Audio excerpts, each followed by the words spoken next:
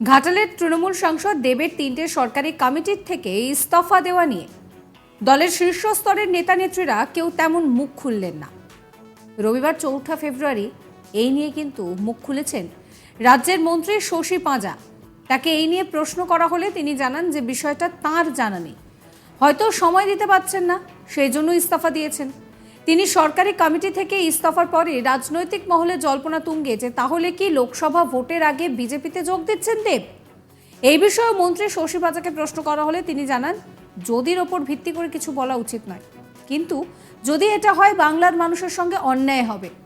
রবিবার বারুইপুর পশ্চিমের বিধায়ক তথা বিধানসভার স্পিকার বিমান বন্দ্যোপাধ্যায়ের উদ্যোগে নিউ ইন্ডিয়ান মাঠে একটি কর্মসূচিতে যোগ দিয়েছিলেন শশী পাঁজা এবং রাজ্যের আরও এক মন্ত্রী অরূপ বিশ্বাস। দেবের বিষয়ে কোনো উত্তর দিতেই চাননি অরূপ বিশ্বাস।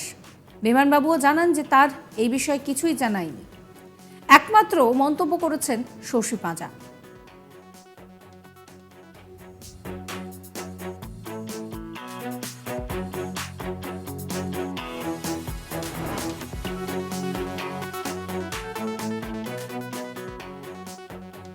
শশী পাঁজা কি বলছেন শোনাবো আপনাদের। সেগুলো থেকে ইস্তফা দিচ্ছে কি অন্য কোনো রসায়ন আছে? না, এই বিষয়ে সত্যি আমার জানা নেই। অত্যন্ত হয়তো তিনি হয়তো মনে করছেন যে তিনি সময় দিতে পারছেন না, আমার জানা নেই। যে বিষয়ে জানা নেই সেটা বলা উচিত। জয়েন করতে পারে, বিজেপিতে জয়েন করতে পারে, সেরকম কোনো কথা কানেই আসেনি। যদি জয়েন করে সেক্ষেত্রে আপনাদের কি ভূমিকা? যদির উপরে কি আর উত্তর দেওয়া যায় বলুন? এটা মানুষের প্রতি একটা অন্যায়। না, এই বিষয়ে সত্যি আমার জানা নেই। অত্যন্ত হয়তো তিনি হয়তো মনে করছেন যে তিনি সময় দিতে পারছেন না, আমার জানা নেই। যে বিষয়ে জানা নেই সেটা বলা উচিত। জয়েন করতে পারে, বিজেপিতে জয়েন করতে পারে, সেরকম কোনো কথা কানেই আসেনি। যদি জয়েন করে সেক্ষেত্রে আপনাদের কি ভূমিকা? যদির উপরে কি আর উত্তর দেওয়া যায় বলুন? এটা মানুষের প্রতি একটা অন্যায়।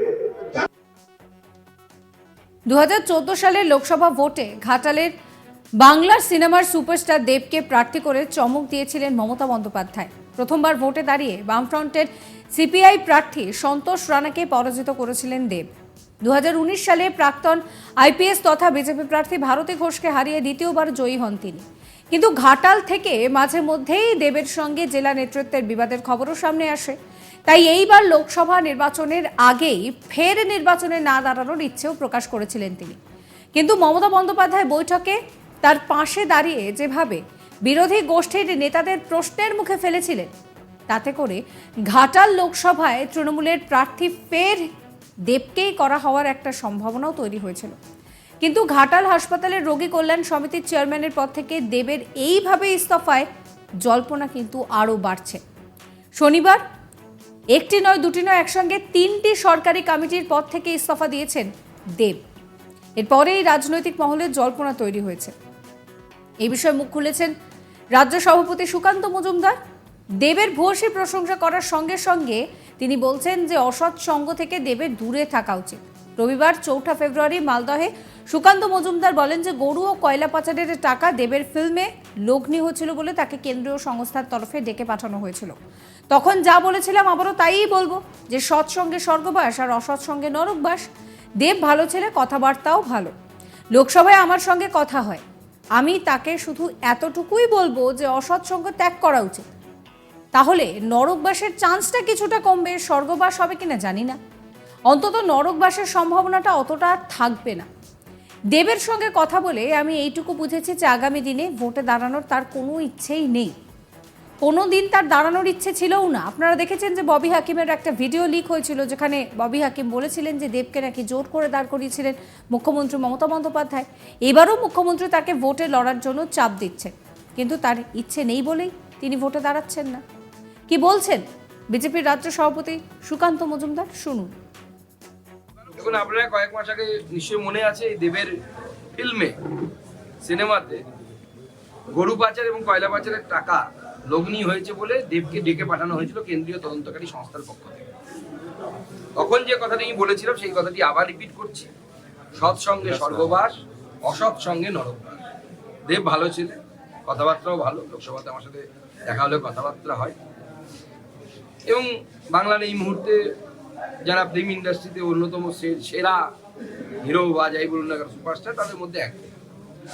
আমি তাকে শুধু এটুকুই বলবো যে অসৎ সঙ্গ ত্যাগ করা উচিত, তাহলে নরকবাসের চান্স অন্ততপক্ষে থাকবে না। স্বর্গ পাবে কিনা জানি না, কিন্তু অন্ততপক্ষে নরকবাসের গ্যারান্টিটা থাকবে না। তো তিনি 3টে জায়গা থেকে করেছেন, মানে রেজিগনেশন দিয়েছেন। দেবের সাথে যতদূর আমি কথা বলে বুঝেছি, তার আগামী দিনে ভোটে দাঁড়ানোরও ইচ্ছে নেই, কোনো ইচ্ছে ছিল না। আপনারা দেখেছেন ববি হাকিমের একটি ভিডিও লিক হয়েছিল, যেখানে ববি হাকিম বলছেন যে দেবকে জোর করে দাঁড় করিয়েছিলেন মুখ্যমন্ত্রী। এবারও প্রেশার দিচ্ছে মুখ্যমন্ত্রী তাকে দাঁড় করানোর জন্য, কিন্তু তার ইচ্ছে নেই যে তিনি ভোটে দাঁড়ান। লোকসভা ভোটের মুখে সরকারি কমিটির পদ থেকে ইস্তফা দিলেন দেব। একসঙ্গে তিনটে পদ থেকে ইস্তফা দেবেন। শনিবার একই দিনে গুরুত্বপূর্ণ 3টে পদ থেকে ইস্তফা দিয়েছেন তিনি। একই সঙ্গে পশ্চিম মেদিনীপুর জেলার শাসককে তিনি 3টে চিঠি পাঠিয়েছেন। সেখানে তিনি উল্লেখ করেছেন যে তিনি এই পদ থেকে ইস্তফা দিচ্ছেন। বেশ কয়েকদিন ধরেই তার রাজনীতি ছাড়ার কানাঘুষো শোনা যাচ্ছিল। এদিন আচমকা দেবের এই ইস্তফাকে কেন্দ্র করে নতুন করে জল্পনা তৈরি হয়েছে। লোকসভা ভোটের মুখে এই সিদ্ধান্ত যে বেশ ইঙ্গিতবাহী মনে করছে রাজনৈতিক মহল। তাহলে কি আগামী লোকসভা নির্বাচনে প্রতিদ্বন্দ্বিতা না করার যে জল্পনা চলছিল দেবকে কেন্দ্র করে, সেই বার্তা আরও একবার সাফ করে দিলেন তিনি। তিনি লোকসভা নির্বাচনে আর প্রার্থী হতে চান না বলে ইঙ্গিত দিয়ে রেখেছিলেন। তারপরেও ঘাটাল লোকসভা কেন্দ্র থেকে দেবকেই তৃণমূল প্রার্থী করবে বলে পশ্চিম মেদিনীপুর জেলার নেতাদের জানিয়ে দিয়েছিলেন তৃণমূল সুপ্রিমো মমতা বন্দ্যোপাধ্যায়। যদিও শনিবার আচমকাই সাংসদ হিসেবে 3টি প্রশাসনিক পদ থেকে ইস্তফা দিয়েছেন দেব। তবে তৃণমূলের ঘাটাল সাংগঠনিক জেলা সভাপতি জানান যে হয়তো কাজের চাপের জন্য এবং জনসাধারণ যাতে কোনো সমস্যায় না পড়ে তার জন্য তিনি পদত্যাগ করছেন। শোনাবো আশিস উদাইতের কথা। দীপক অধিকারী তিনি তো ফিল্ম স্টার, তিনি আমাদের প্রিয় সাংসদ। তিনি এই মুহূর্তে তার কাজে প্রচণ্ড রকমের তিনি ব্যস্ত, তাই জনগণের কোনো কাজের অসুবিধা যাতে না হয়, তিনি পরিষেবা থেকে যাতে জনগণ কোনো রকমই অসুবিধে না পড়েন, তাই তিনি এই পরিষেবার স্বার্থে তিনি কিন্তু পদত্যাগটি করেছেন। আমি তাকে নিজেই জিজ্ঞেস করেছিলাম এই ঘটনা জানার পর, তিনি একথাই আমাকে জানিয়েছেন। আর আমরা শুনলাম যে বিভিন্ন জায়গায় বিরোধীরা বিভিন্ন কথায় কানভারি করছেন, মানুষের কাছে তৃণমূলের বিরুদ্ধে বলছেন। আমি তাদের উদ্দেশ্যে বলি যে হাতি চলে দুলকি চালে, আর ফেউ তার পদ্মা চালে। তো হাতি সে তার যাচ্ছে, এবার পেছনে শেয়াল তারা যদি হুক্কা হুয়া করে তাতে হাতিদের কিছু যায় আসে না। আর আমি বলবো যে অনেকটা এরকম বিজেপির অবস্থা। আপনারা অতীতে একটা বিখ্যাত কবিতা শুনেছিলেন, সেটা হচ্ছে চৌধুরীদের স্বামীয়ানা বাইরে সেদিন হলো আনা, সবাই বলে ব্যাপারটা কি ব্যাপারটা কি, চৌধুরীদের বড় খোকার বিয়ে নাকি। আসলে চৌধুরীরা জমিদার ছিল, তাদের বাড়িতে তাদের স্বামীয়ানাতে রুই ধরেছিল বলে রোদে দিয়েছে। পাড়ার লোকেরা ভাবলো যে তাদের কি বাড়িতে বিয়ে হবে না কোনো উৎসব হবে, তা নিয়ে তাদের মাথা ব্যথা। আজকে তৃণমূলের কোনো সাংসদ তিনি বিশেষ কাজে যদি কোথাও পদত্যাগ করেন, তা নিয়ে বিজেপিদের অবস্থাটি এইরকমই হয়। আর সিপিএমরা যে কথা বলছেন, সিপিএমরা তো নো হেয়ার হয়ে গেছে, মানে সাইনবোর্ডটুকুও ছিল ঝড়ে 2021-এ উড়ে গেছে। আর এখন কেউ দেখছি যে তাদের বিজেপির সঙ্গে, তো বিজেপির তারা দাসত্ব তারা এখনো পর্যন্ত গ্রামেগঞ্জে বহাল রেখেছে, ফলে তাদের কথা নাই বা জানবে। এই নিয়ে বিজেপি বিধায়ক শীতল কপাট কি বলছেন শোনাবো। দেখুন, এটা হবার কথাই ছিল, উনি দেরিতে হলেও বুঝতে পেরেছেন। এতগুলো পদ ধরে রেখেছেন কিন্তু উন্নয়ন করতে পারছেন না, একজন অপদার্থ। ওই কাজের সঙ্গে থেকে বিভিন্ন জায়গায় বিভিন্ন কাজে দুর্নীতি করেছে, সেই দুর্নীতি থেকে নিজেকে আড়াল করার জন্য উনি সরে থাকতে চাইছেন। কারণ তৃণমূল মানে চোর, আর চোর মানে তৃণমূল, এটাও আপনারা দেখতে পাবেন। উনি হয়তো ভয়ে আর বিজেপির বিরুদ্ধে নির্বাচনে অংশগ্রহণ করবেন না, উনি সরে থাকতে চাইছেন। কারণ বিজেপিকে উনি ভয় পাচ্ছেন, যেভাবে চুরি ডাকাতির সঙ্গে উনি যুক্ত হয়েছেন বিভিন্ন কাজের সঙ্গে।